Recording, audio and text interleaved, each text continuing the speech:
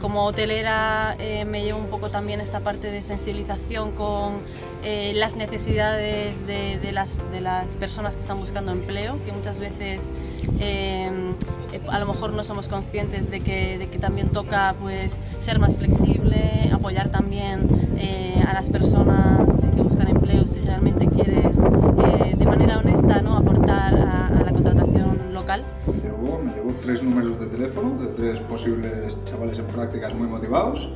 Bueno, me llevo que Barcelona está viva en el sentido de las diferentes asociaciones que ayudan a personas que necesitan búsqueda de empleo,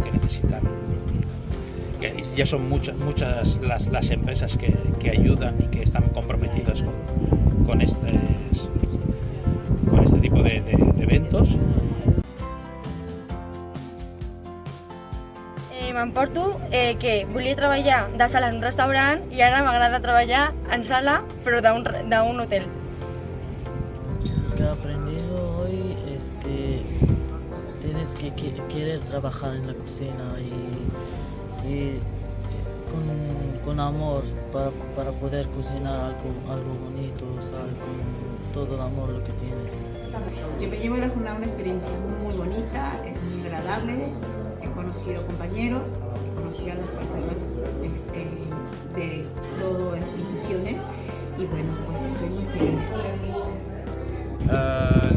Lo que he aprendido hoy es con las personas, los orientadores que nos estaban dando cosas, nos estaban orientando, tenemos que hacer estas cosas, que no hagamos las otras cosas, y estaba bien. Y informarnos un poco sobre las competencias y lo que se necesita para trabajar en un hotel.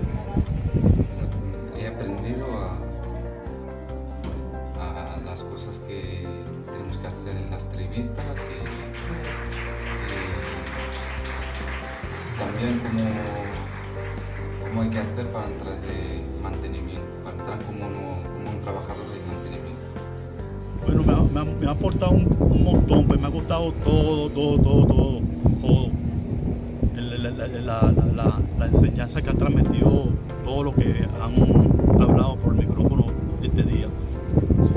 Estoy lleno de eso, lleno.